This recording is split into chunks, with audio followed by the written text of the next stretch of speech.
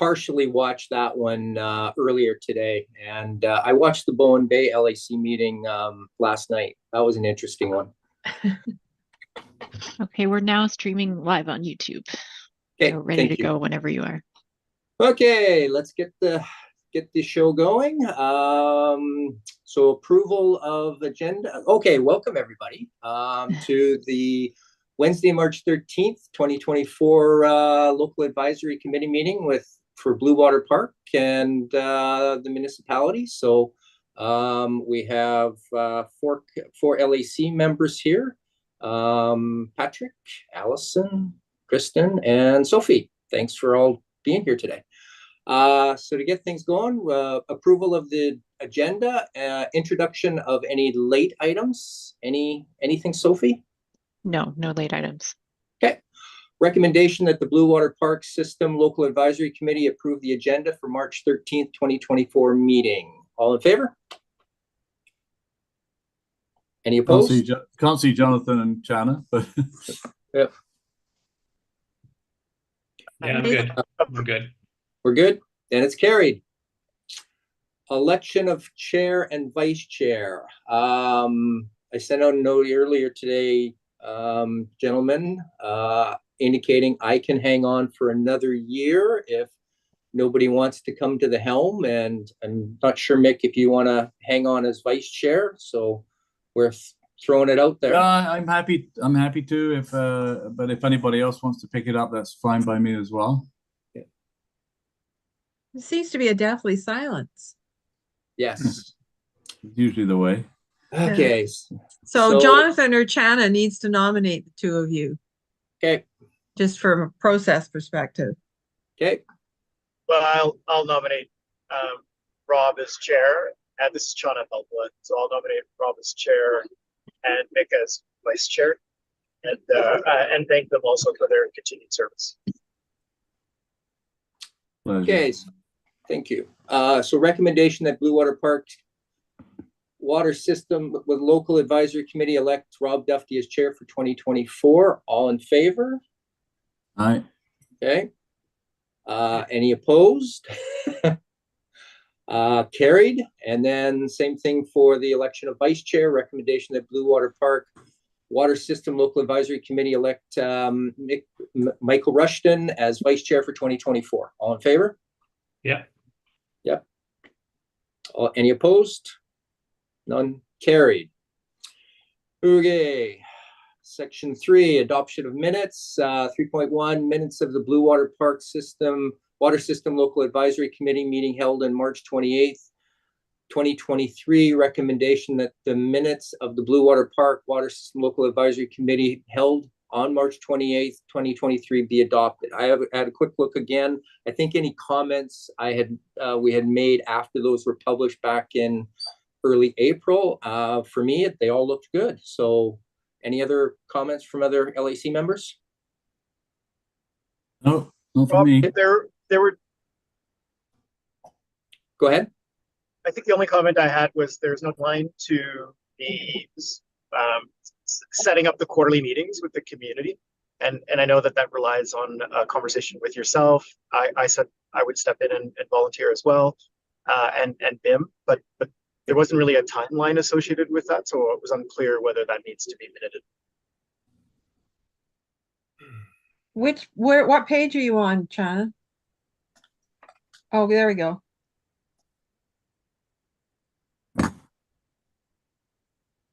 I think it. Do I have that correct? I'm just not too sure whether I have it correct, because it just felt like it's just kind of hanging out there, and I'd like to see timelines to actions.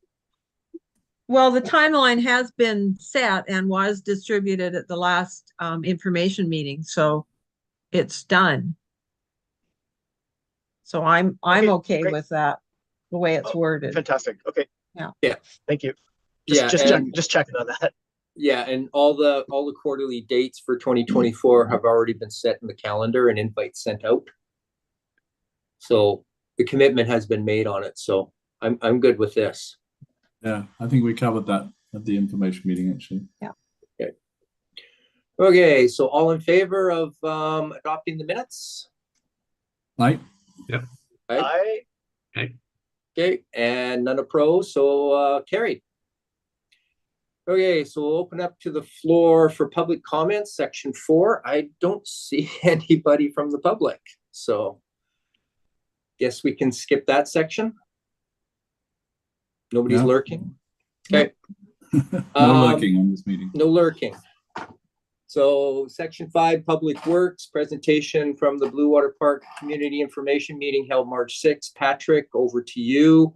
I did a quick watch of it today. I'm not sure. I know you were on the Zoom call, Mick. Jonathan, Chana, I don't know if you've had a chance to watch it. There's some interesting tidbits of information there, but I'll let you have a discussion here for the next bit. Patrick, go ahead. Okay. I'll just go through the presentation. Can you see my screen? Yes. Yes. Yeah.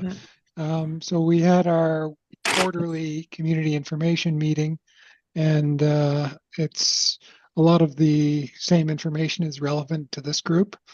So we have a number of water system improvements that are in play and underway. First of all, the water supply upgrades. At the last meeting we had with this group, there was discussion about the potential of the well that was discovered on Ian Stewart's property that's planned to be subdivided and developed in Bluewater. And early investigations of that well showed substantial flow. The subsequent and more rigorous investigations were more muted, and the sustainable yield around 9.5 US gallons per minute, which is, I think, pretty conservative, but still it's not, it's not enough to resolve Bluewater's supply deficit. So Plan A with the Bowen Bay well upgrades and the system interconnection is needed. The tender documents are complete, and we have the construction permit from Vancouver Coastal Health. It's given that it's likely too late to tender and procure the equipment needed and to construct before summer of 2024. We've made the decision to combine the tender with the water main projects that are underway on the island, and that includes the Bluewater water main upgrades and the Eagle Cliff Cove Bay connection. And the intention of that approach is to improve the attractiveness in the marketplace and improve the chances for better pricing. So we're looking at construction in the summer, fall of 2024 for the water supply upgrades. Phase 1. What was that? Phase 1, right. Well, phase 1. I guess that would be when I say the water supply upgrades, I'm talking about the upgrading the Bowen Bay wells and interconnecting the systems. And then the other capital project is, of course, the water main replacements. Mm-hmm.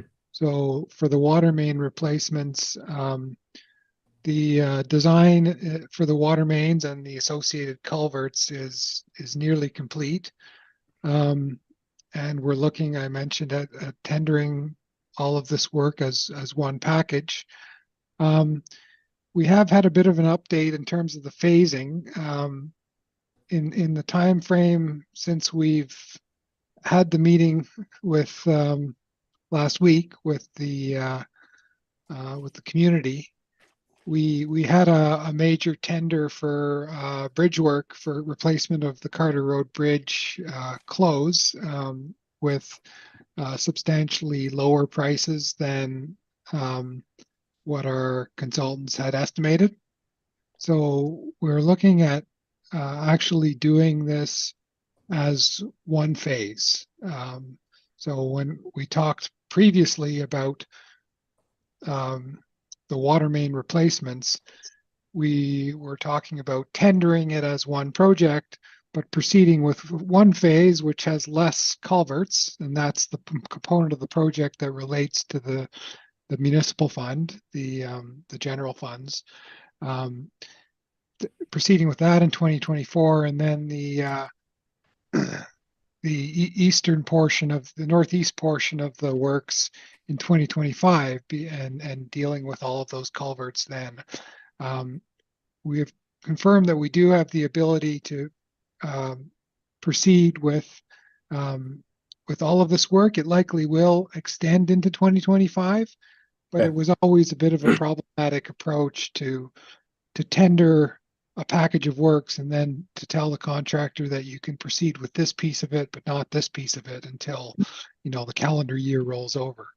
So this way we do expect the work to extend into early 2025 and probably won't be complete until probably early spring 2025.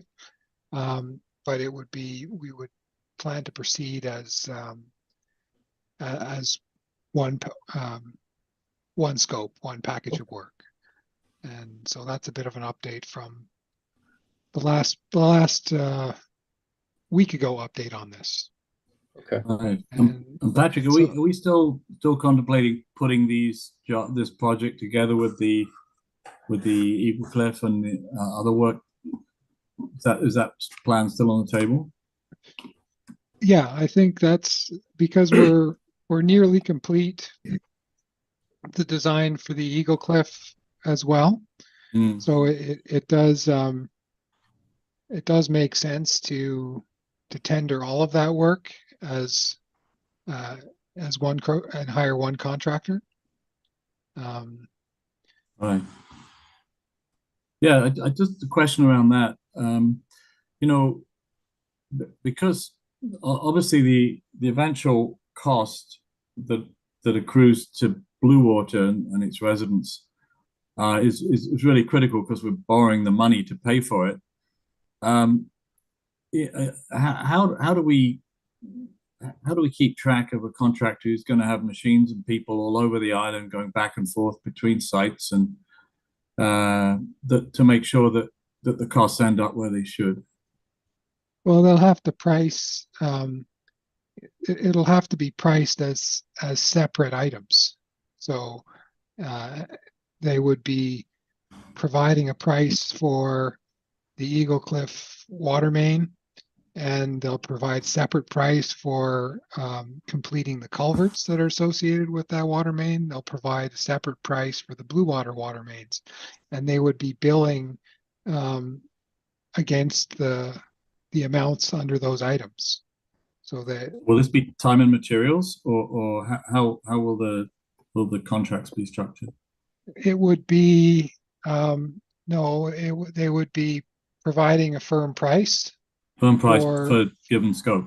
For the given scope. Okay. If you run into situations where there's change orders, those change orders, whether it's time and materials or fixed price change order, would accrue to the scope of work where the change is needed. Right. Good. Yeah. Okay. Great. Patrick? Oh, sorry. Somebody else had a question. Go ahead. Oh, I was just going to add in, Mick, that I've got some projects, multi-million-dollar projects on the go right now, and Suncor has the smarts to give me 3 separate budgets for the same site. So I have contractors that are having to bid separate pricing for different budgets within the same grouping. So it is a very manageable and relatively easy way, especially when it's a fixed price quoting process like this. Well, exactly. That's what I was really getting at. Was if it's going to be fixed price, then I'm not concerned really. Yeah. But if it's all time and materials, that could be really difficult to keep track. But anyway, sounds though we've got a good plan. Good. I guess my question was, do you think it's realistic that somebody would try and do all 3 jobs at the same time? they got a big enough crew to do that, or would they do them sequentially? Yeah, no, it's realistic to be able to hire a large firm that has the capacity to have Yeah. multiple crews working at the same time. Well, I guess to attract a large firm, we have to have enough work on the table. So it's that sort of balance between the size of the company and the size of the job. Yeah. So Yeah, and you've also hopefully we got, can I mean, find it. you've got a lot of general administration and overhead and mobilization that you know, doesn't get duplicated Yeah, between perfect. multiple Yeah, exactly. projects. Yeah. Great. So that was the general update. There wasn't much else to report on in the Bluewater system. We have had a GARP, that's groundwater risk of pathogen screening for one of the Bluewater wells, and we plan to do the others, same as we've done for all the other west side systems. And that's really just looking at whether there's risk factors for the groundwater being potentially contaminated with pathogens, and then from there determining whether it's further treatment is needed. In practical terms, that would mean potentially adding UV disinfection to the treatment chain. You mentioned other wells. How many others? Because we only have one active well and one spare right now, and the other two are pretty much done. Well, we're using well one, and we are using the other wells currently. So you're using all four? Well, not at the same time, but they all have been used. Yeah. Okay. Because I was under the impression that two of them were going to be taken offline permanently. Past conversation. Yeah, we may end up doing that once these works are completed. Okay. But in the meantime, they're all in play. Okay.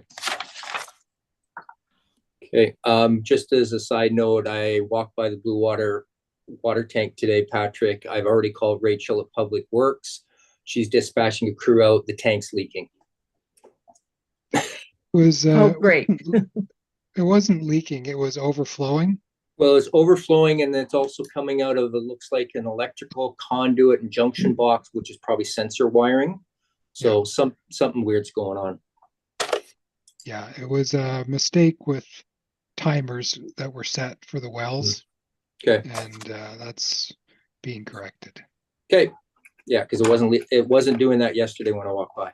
Anyways, so good. That's all in hand. One of the things that I watched the Bowen Bay meeting yesterday, and they did talk about GARP, and there's been also some other items identified, and it's been linked to the construction permit for the works that are going to be taking place here. I guess, how does that fall in from a budget point of view on the Bowen Bay works? Like, for instance, the GARP has identified potentially further treatment. So is that going to be a combined thing for the overall system? Their shed needs to be rehabilitated, treatment shed, those kind of things. It's just curious of how all those numbers come into play for costs. Yeah, they would. I mean, I think the meeting the VCH requirements for the wells would have to be a shared cost, because it's now a shared supply to all the systems. So I think that's how we would, and it's a good question about shed maintenance, shed upgrades. I hadn't thought about that one. And that's going to come when Kristen digs into the cost sharing phase 1 agreements down the road here again, probably in the coming months, Kristen. Yeah. I Yeah. hadn't anticipated or expected that any of the other systems would need to share in those costs. Those are repairs that are required, whether there's a combined well system or not. Yeah. Those are Yeah. something that actually they've been talking about for a couple of years now. So it's just something that needs to go ahead and be done. And I was funding that from their reserve. Okay. I guess circling back, Patrick, in regard to the new development well that's been drilled, I did watch the community meeting and Ian Stewart providing some comments and such. I guess the concern that I got as a takeaway from that community meeting is the concern of long-term viability of the overall aquifer to supply the west side, and more development happening, which is going to provide more connections. And there are a lot of people that are leery of this, concerned that because they're looking back over the last 15 years when we had the proposal that would fix all our water problems by hooking up into the water system in King Edward Bay. And here we are revisiting this 15 years later. So there is some concern with the community about this. And I think, Chana, you can probably add in more here about the concern about the long-term viability of the aquifers that they're going to be able to supply the needed water that the community is going to expect. Is there going to be further studies on the aquifer because of the development that's taking place? Further studies on the aquifer? Yes. Well, there'll be further well exploration. I don't know if we'll do, we may do an update to the aquifer assessment that was completed a couple of years ago. Part of the testing of the new well was to monitor the existing municipal wells during those 72-hour intensive pumping tests to confirm that water drawn from that well doesn't have any impact on other wells in our network, which it doesn't. So that's an important factor to determine that it's not actually it's not all just one big pool of water under there that all these different straws are drawing from the same pool. That's not how it works. Yeah, and based on previous reports, it's like fingers of aquifer flows that, from what I can recall in some of the reports. Well, it's networks of interconnected rock fractures that get recharged from a certain catchment area, and so it's not all of those rock fractures aren't all interconnected. So it's mapped on the provincial websites and places like that as an aquifer, but it's really it's a series of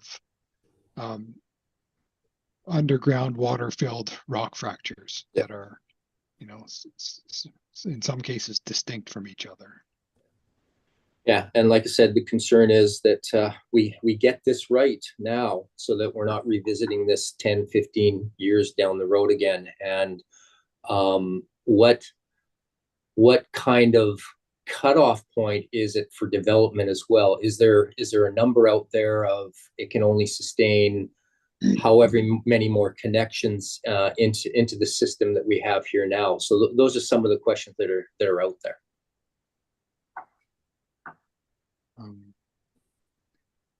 Is there a limit based on water? Yeah. I think the limit based on available water would be higher than the limit based on current zoning. Like there's only, I think at most there could be 45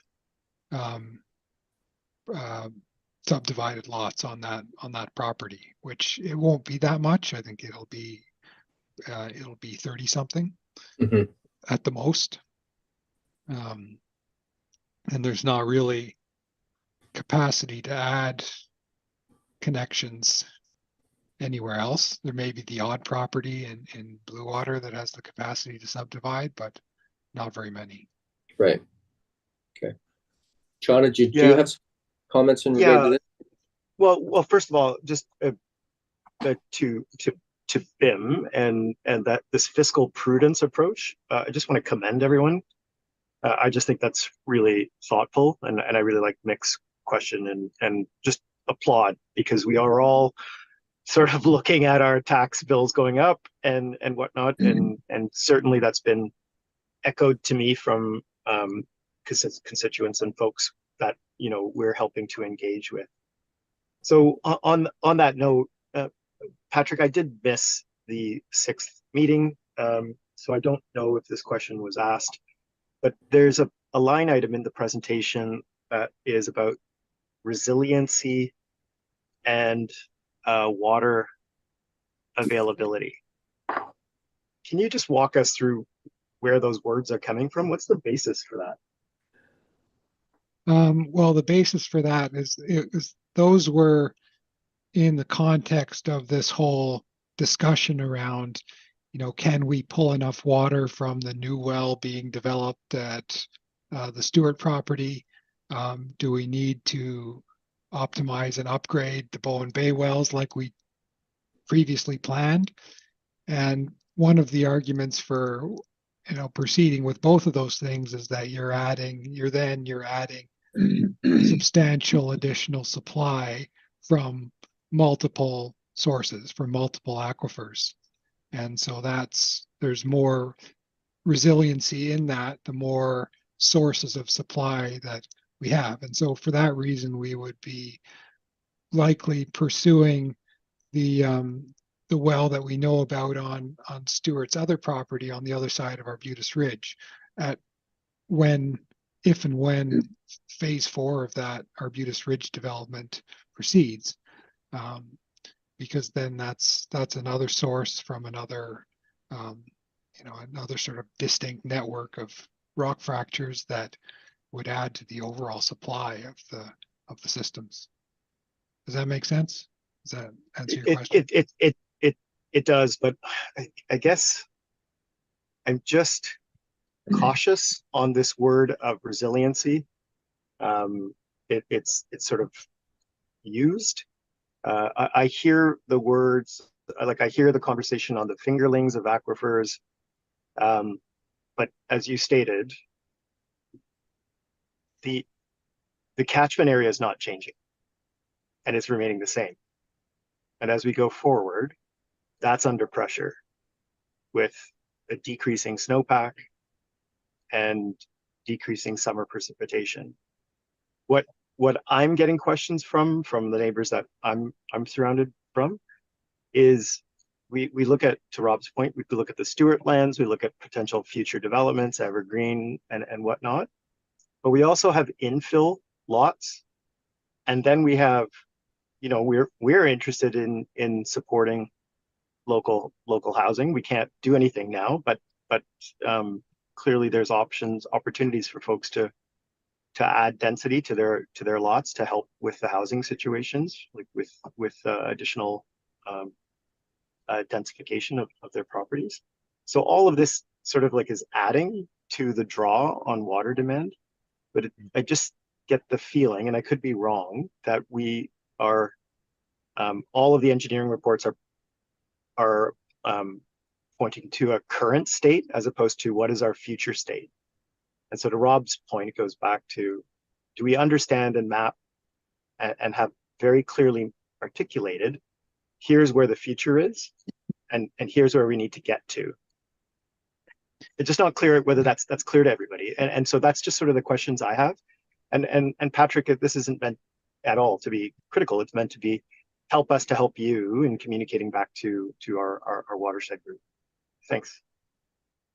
Yeah, the reports and studies that were done, they all dealt with current and future states, right?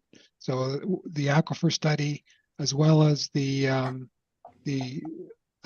concept design, the preliminary design, looking at the overall water systems picture, made assumptions about a future state, which included development of these steward lands and included assumptions about increased density in the existing Bluewater area, and also included assumptions about climate change and increased water use as a result of climate change. So it is, all of the studies that have been done have been looking at that future state, and nothing that's happening or contemplated to happen, including what's going on with the steward lands, is straying from what those assumptions were. So, I mean, the aquifer study was based on that happening, right? That there is sustainable yield in this resource to accommodate that. Okay, that's helpful, Patrick. I think, in sort of working with Rob on that past action item, it's sort of to develop a very neat little graphic that shows how much gas we're putting in the tank and how much we're going to draw in the future. But we could consider this sort of a well, and sort of like have that very simple, basic graphic that shows the good work that's been done, that's thinking about climate resiliency, because that's the word I've always used when I joined the LAC, is I am thinking about resiliency. So I'm interested when someone uses that word. And so if we have all the data that supports it, it'd be great to see a graphic that we can help communicate this to, and sort of compile that into a very simple format. Because it's hard for folks to read the EXP report and digest all of the data in there. But I appreciate your confidence in this, Patrick. Thank you. May I suggest, Patrick, for the next community meeting, we have a bit of a presentation about that, just to then alleviate some of the concerns that are out there with the community? About future demand versus supply. And pulling out excerpts from the report, condensing it down into a summary that we can then present to the community, saying, hey, this has all been thought about. Here's the data, here's the facts, and that's for everybody to see. Because to Shauna's point, for community members to read through and understand the EXP report, it's pretty difficult. Yeah. Well, I think it's even more, it's more dire. Like, I think we have folks that are literally making decisions in the very near future to leave the island because they just aren't sure. They can't digest. They don't have that information in front of them. So we're losing tax base. We're losing our community, and that's really, it's hurtful for us. So anything we can do to help put this information into a digestible format. And I really like the graphics that BIM uses. I think this can be simply boiled down into just draw a well and show what we've done. Because Patrick, you're confident that we've done it, so let's just draw that well. Yeah, show the assumptions, show the projections. Yeah. Show the degree of conservative projection that we've applied.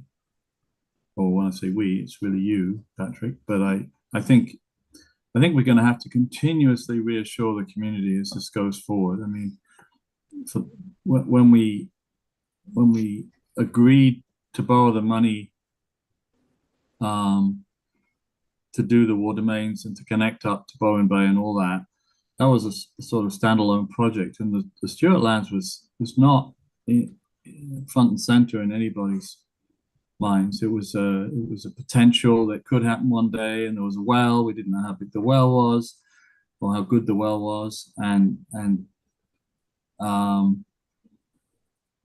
I think we've got to keep reinforming the community that this project is going to cover the deficits we've had in the past, so that we don't, we get a dry summer, Bluewater is not struggling the way it has been in the past, and so, I mean, we can communicate that as an LAC, but we don't particularly have a mechanism to do it if we haven't got a way to present the data in a digestible form that will help people be reassured. The worst possible thing that could happen is we spend however much money it is, build a few houses up on the Stuart lands, and we have a dry summer and we're back on stage 4. You know, that just would be a disaster. So I think we've got to reassure people that that's not what's going to happen. Well, no, you can't say that, Mike. You don't know what the future is going to be. No, you don't. All these are projections. These are hypothetical things. We don't know what it's going to be. It's about assumptions, right? It's about so are the assumptions. You can't assure reasonable? somebody that no, it's not going to happen. Anything can happen. Yeah. So you should tell them the truth that we'll be better off. We should be better off, but there's no guarantees of nothing. No, exactly. It's these are the assumptions, and the judge to be good assumptions, and these are the projections for what the wells can produce, and that's really okay. Okay. I mean, we did go through all of that and sort of many of the past meetings that we had back when this work was done. We can pull that out and see if there's a better way to present the information. I don't think there's nothing. The only thing that's changed from when that information was originally presented to the LAC and community is that the development of the Stuart lands is now a real prospect. It's not just some potential future thing, but it was always considered as something that you have to assume is going to happen in all of your scenarios. Yeah, and we said we knew that it could happen, but we didn't know what back then. A couple of years ago, when we were communicating this, we didn't know what the Stuart well looked like. We didn't know I don't think we knew it was going to be potentially 41 houses. So I think we've got to sort of refresh the data with the scenarios we see it today, which is projecting forward to there being 41 houses there. And I know that won't be for a number of years, but just to try and clarify that if those houses are built, there's water available to service them without impinging on the Bluewater project that we're just investing in. Well, I think there's so many lots for sale now, and I think by the time they build those houses, it's going to be so far in the future that whatever we're doing now is like whatever projections and stuff is going to be kind of moot. This could be 10, 20, 30 years down the road. Who knows how long it's going to take to build. So I don't think we need to be sort of focusing on that. I think we need to focus on what we know today and what we have today. But the problem is that there's folks that are walking up by the Schooner Lane Stuart lands, and they're already seeing tree clearing and development starting up there. And some have talked to Ian Stewart directly, and that's where that 41 number has come up from rumor around the neighborhood. But they're seeing this and they're going, and they're thinking, are we going to have enough water after this all gets developed out too?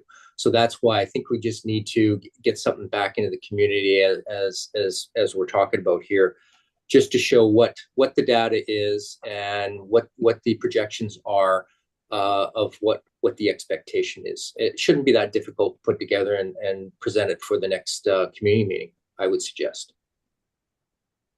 Yeah, we can do that. Okay. Right.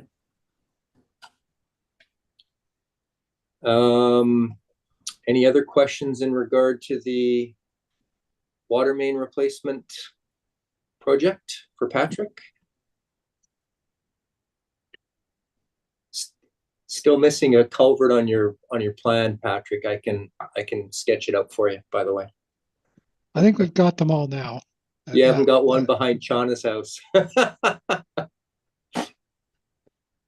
Well, the plan that I showed in the presentation isn't. It isn't? Okay. No, we've got, well, we've got detailed drawings now, so. Okay, good. Looking forward to seeing those when they're ready for us to have a look at. Okay. Great. No more questions for Patrick. I guess we can move on. I guess it's over to you, Kristen. Okay, thanks very much. So I guess what I just want to present to you is, at the moment, you did touch on it earlier, Rob, but the ongoing work to develop the shared model of cost allocation, we need to pick that up again and get that work complete over the next few months. So the basis under which the 2024 budget has been done under the same status quo model that was in place up until now. For last year, there is a one-time payment. You probably saw it. I did touch on it in the report, from Bluewater Park to the general fund of $100,000, which was the amount of the costs that were funded just by the general fund last year. I haven't withdrawn any funds out of the line of credit loan at this point, where I'm just going to send that documentation off to the Municipal Finance Authority this week to start enabling access to the loan funds, because we have spent enough now on design that we do require access to those funds to go any further. So all of that work was funded kind of as just a cash flow temporary borrowing from the general fund to Bluewater Park last year, and I will make that payment to reimburse those funds in 2024. So that's a one-time unusual thing that you'll see on the budget this year. As far as our operating expenses, we have I've put them in and included a 4% inflationary factor for years 2025 through 2028. There have been some new testing requirements that have been mandated by Vancouver Coastal Health around the THMs and the HAAs. The health authority wants to see increased testing done for those. So they will add at probably about $1,000 a year in additional testing costs. So that is included in the budget as well. For the capital side, of course, the only capital project in there that I put in the budget is the construction of the water main and well upgrades. I believe that we are now ready to move forward with the hybrid utility rate structure. So I am recommending that council adopt the new metered rate bylaw in all 3 of the water districts this year. It is exactly the same bylaw that's in place in Tunstall Bay, and we do have almost a decade of experience billing under that bylaw. So I feel very comfortable in recommending it for adoption in these 3 water districts. I am including in 2024, I'm kind of including what I'm calling a rate stabilization payment, which is an extra $100 billed in 4 installments of $25 over the course of the year, in order to just ensure that, you know, if people really do change their consumption habits, because we are bringing the consumption billing starting right from 0.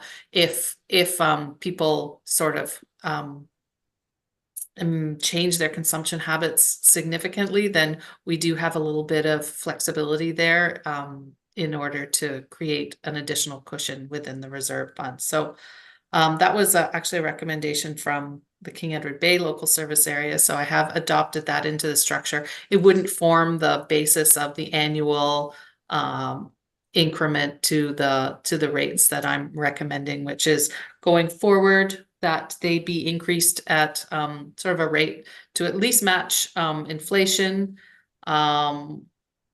and I've, if we're estimating inflation at 4%, then I've put the rates at 1% above. So just again, to create additional contribution to reserve funds and start to build that up over time. So I'm recommending that the billing period then be done in 3 billing periods this year. So we send out one bill for January to June, and then a quarterly bill for the period covering July to September, and another quarterly bill for the period covering October to December. I have included some information in the agenda package about consumption. I've completed an analysis of the past 3 years by quarter, by property, and that will we'll post that on the Bluewater page, and that will enable people within the water district to kind of gauge their usage against their neighbors, as well as be able to calculate what they estimate their bill will be, because they'll be able to see what their average consumption is. And I've included a sample rate sheet there so that people can get a better handle on what they can expect. So we need to make sure that change, if it's approved by council, gets communicated out early enough before the switch over in June 30th, before that switchover, so that if they're going to adjust their habits, that they have adequate time to go ahead and do that. Lastly, a little bit of discussion about the parcel tax. So I don't want to lock the debt into long-term borrowing until the project is complete and all of the necessary funds have been borrowed. Again, we're only going to borrow what's needed to complete the project. So we don't want to borrow all of that money up front and pay interest on it. So initially it will be done as an interim loan, which requires interest only payments for the first few years. So I have established the parcel tax, bringing it in this year, but bringing it in at a rate of $550 just to cover the interest payments on the variable rate loan over the construction period. And then once it's locked into long-term borrowing, we have 5 years in which it can be carried as a variable loan. So the other benefit of that, of course, is that there is some expectation that interest rates over the next 5 years will begin to drop. So ideally, if we wait until the longest period in order to lock that in for the longer 30-year term, that will save residents money over the life of the loan. So, they're sitting at 4.53% right now, and I do believe that we'll be able to see some interest rates begin to decline. So the plan is to not lock it in probably until 2027 or 2028. But in the interim, we'll have to establish the parcel tax at $550 and increase it as needed to service the final numbers on that debt, probably in 2027 or 2028 when we lock it in. Kristen, a quick question. When you say Sure. parcel tax, does that mean it's part of our property taxes? Yeah, correct. So for those that are deferring taxes. Yes, it's eligible for deferral. Okay, Yes. thank you. Yeah. Yeah, So I know one counselor was concerned about that, so that's good. Okay, yeah. Lastly, the message, the communication to the public, that change in billing structure is going to be really important to get the message out. So that will be done obviously through the quarterly meetings, but as well, we're going to put an insert in the first bill that goes out during the year, and people will be communicated with directly by direct mail out to let them know of the change to the proposed change to the billing structure. So I am pleased. You said you watched the meeting for Bowen Bay, Rob, but I am really pleased to report that Bowen Bay did support the change to the metered rate billing as well. It was, however, it came with conditions, and it was contingent on the other water districts supporting the change as well. So I will leave it at that. And if you have questions, I'm happy to answer those now.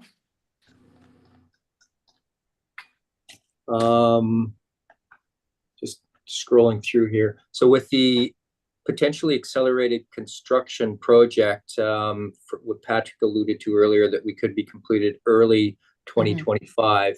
This doesn't affect your timeline for current borrowing versus the locked-in long-term still planned for 2027. So that's no different. I don't think it is. I've looked at the accelerated plan. I don't think it would need to be. If it does, we may need to charge a higher parcel tax in 2026, but again, it doesn't affect the long-term period that we have to lock in. But the decision is based on when the loan is locked in. That's when the parcel tax will have to go up. And ideally, we want to lock in at the most favorable interest rate that there is out there. And that's, I can't predict where interest rates are going to go in the next 5 years, but we just hope and wish that they they start to come down. And looking at the predicted, I think $1,466 estimated 2024 billing based on this new transition to the Right. Variable rate. So that we were $1,302 this past year. So that's a 13% increase from estimated increase from previous year. Correct? And it does include the $100 of one time, which will be repealed the next year. Oh, so this 1466 could be 1,300 and some as a next year. Yes, that's right. So, okay, so it's not as bad an increase, 13%. Right. Okay. Going back to the expenses, where was it here? Transfer to other water fund. Yeah.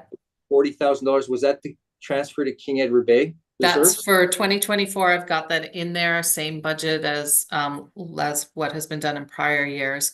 And the truth is, how the costs get allocated going forward. I was having a conversation with Patrick about it just the other day. One thing that is really important to understand is how the wells interact with each other. So which well takes priority, and which is the King Edward Bay well going to be the first to react when the tank starts? It's just getting an understanding of the well optimization protocols. And I think that having that understanding is really key to developing a cost allocation model. So we are going to work with the engineering designers to make sure that we understand that information before we put forth any proposals for a new allocation cost model. Ideally, it's the variable costs of the additional water produced that need to be addressed, and what portion of that would be receivable by King Edward Bay, what portion of that would be receivable by Bowen Bay. I don't really have a sense of how that's going to work yet without understanding that and having that conversation with the design engineers. And this has been around forever, this discussion. Who owns the water and whose water are we using first and who pays for it? Weren't we going to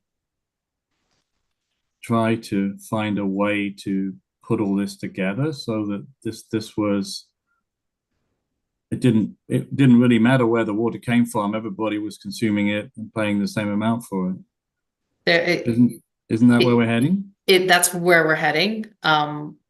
Agreed. The other piece of it is funding the assets that are shared assets. So like you said, those well sheds in Bowen Bay, I don't see those as assets at this point that needed to be a shared cost between water systems. But having that discussion and setting out a policy that assigns an asset of the water system as a shared asset versus a standalone attributed to the local area service asset. And something that I've been kind of kicking around in my head is, instead of transfers from one system to the other to develop reserve funds in order to replace those assets, actually each system on its own would have its own standalone reserve fund that is set aside for communal shared assets. So that those assets have, because what the risk is is a payments made from one system to the other, and then it kind of gets subsumed within the reserve funds of that local service area and maybe needed for other assets. Is the money going to be there when it comes time to replace a shared asset? So I think those assets need to be funded separately within each local service area to make sure that those funds are there when they're needed, when it comes time to replace or renew one of those assets that we deem to be a shared asset among the 3 local service areas. So it needs a lot of thought still. I think we recall how circular the conversation It's can been get. contentious for years. Yeah. Right? And I've shared some of my thoughts with the crew here too, and you and I and Kristen have talked, Yeah. including an umbrella or shared LSA that umbrellas the whole west side community, and how to split in capital reserve contributions for shared assets versus standalone that are still. And then what do you do when a system is completely upgraded to the latest and greatest? Does that then automatically go into the shared asset for everybody, or do we keep them under separate LSAs? It's where the muni wants to go with maintaining separate LSAs into the future. That's the big question too. Yeah. So we will revisit this again, I suspect in the summer. We will be having more conversations around it. It's tricky, it's complicated. But I think we can get there, and well, we have to get there. And there was some positivity to the meeting with all us 3 chairs and yourselves in the room about moving toward this. And I think a big thumbs up is Bowen Bay, who was very reluctant at that point about the variable metering, has voted to adopt it. And I guess circling back to that, I guess we could probably vote on that.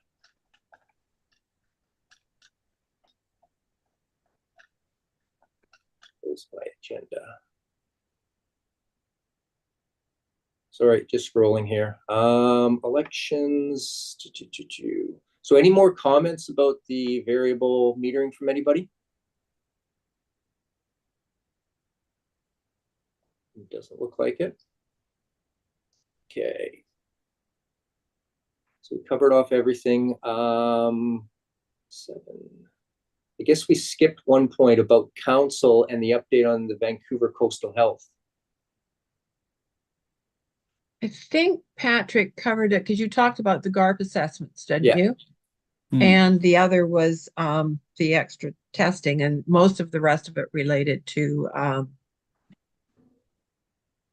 Cove Bay, really. So have a look. There's a chart at the very back that sort of, they've got a set of levels of treatment needed in different things. And so Hood Point's the only one that got check marks in all the boxes.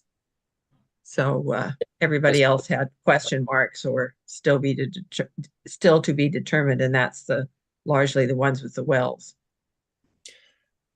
And my takeaway from the Bowen Bay meeting, watching it, was concern that additional treatment may be required, and it could be addition of UV treatment in the King Edward Bay treatment building, because that's where the water will be coming in at that point. Right. Yeah, where it would go. Yeah. Right. Okay. Any other questions for Kristen in regard to finance from anybody? No. Okay. So that means we got a recommendation. Where is it? There it is. That the recommendation that the Bluewater Park Water System Local Advisory Committee support the 2024 5-year financial plan and new rate structure as presented by Chief Financial Officer at the Bluewater Park Water System Local Advisory Committee meeting of March 13th, 2024.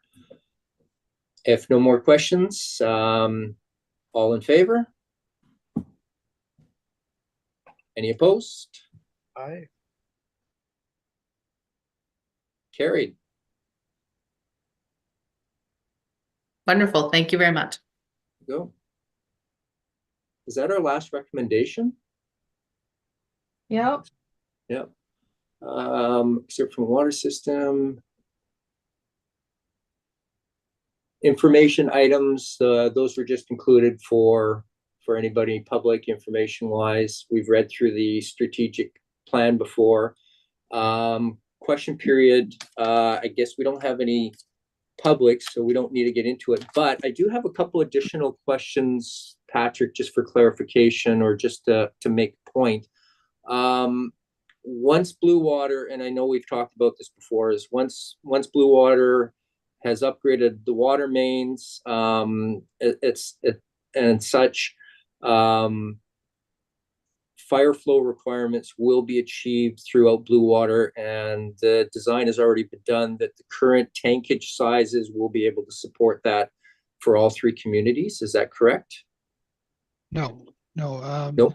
In order to achieve, FUS fire flow standards throughout the system, there would need to be either a dedicated main from the King Edward Bay tank or a new reservoir tank, which may end up being in the upper portion of the Stewart property.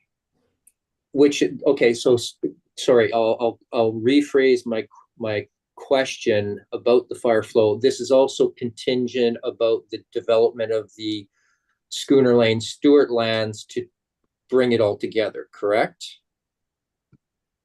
Well, there was discussions about constructing a dedicated main from the King Edward Bay Reservoir. From the upper reservoir, the plan for Arbutus Ridge was to build a second reservoir to serve the higher properties. Having a dedicated main that serves the Stewart Lands upper properties and then links in with the Bluewater system. That was the preferred approach. It doesn't seem like that is the way that these parties are heading. It's the plan would be for the Stewart's development is to develop the well and implement the treatment required, and then tie that into the Bluewater system, and then for the initial phase, and then for subsequent phases to build a reservoir tank in the upper I guess it would be the southwest corner of this property to provide the pressure needed for the remaining portions of its development, and that would be the reservoir that's needed to ensure that all, including the upper end of the Bluewater system, would have full fire flows. Okay. So it's still contingent on a development, completing their works, also tying in Arbutus Ridge, because right now Arbutus Ridge doesn't have the capability of providing enough pressure to the upper cul-de-sac. They're using a pressure pump to achieve that, correct? Yes. Yeah. Because my takeaway from the Bowen Bay meeting is that once Bowen Bay is the flow lines are put in from the wells in Bowen Bay, which then goes to the King Edward Bay shed, and then into the tank, and then the interconnection to Bowen Bay is turned on, they'll have water supplied through the overall system, and then that existing tankage would provide the fire flow requirements whenever they do their line upgrades in the future. It would, yeah. Okay. Their system is lower, though, right? Right. Okay. Okay, I mean, that was the initial plan was going back to the concept design report that Urban Systems did initially, was constructing a new Bluewater reservoir at the current site, right? right. That was part of the complete plan. And then from there, it went to, well, could you leverage reservoir built by land developers instead of investing in a whole new reservoir? Right, and the reservoir, even if it's rebuilt at Mutiny Lane, wouldn't be able to provide sufficient pressure to the developer for Schooner Lane property, most likely. No, it would need to be higher than that. Yeah, so that's why he's got to put one in. Okay, okay. So no matter what here, additional tanks are coming into the system, including Arbutus Ridge eventually. Okay. Yeah. And there's no flow line going into the water main upgrades along Windjammer Road. That's because of this latest proposal tying in with development. That's no longer required. That would only be required if we're building a new reservoir tank at the Bluewater site. Okay. Okay. Okay. That helps clarify for me. Thank you. I don't have any other questions. Anybody else? No, Silent. not for me. None. I'm fine. Thanks. You're falling asleep. None from my Yeah, side. pretty much. We should let Mick get to sleep. Oh, it's only 1:10. Don't worry. Yeah. Jonathan? Yep. I'm all good. I'm on mute. Yeah, I'm good. I'm good. Yeah.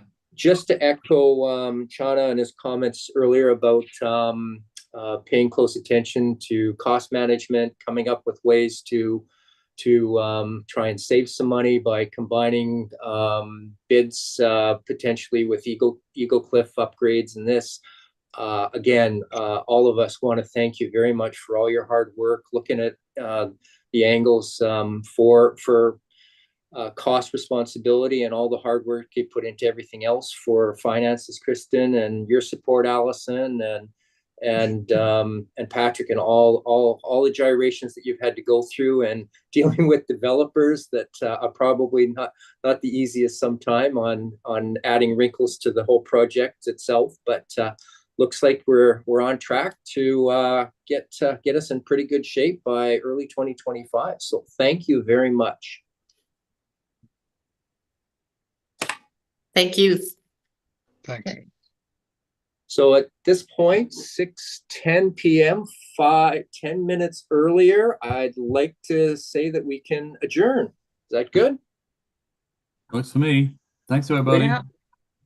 Okay. Bye. Thank you. Thanks. Good night. Enjoy the sunshine. Thanks.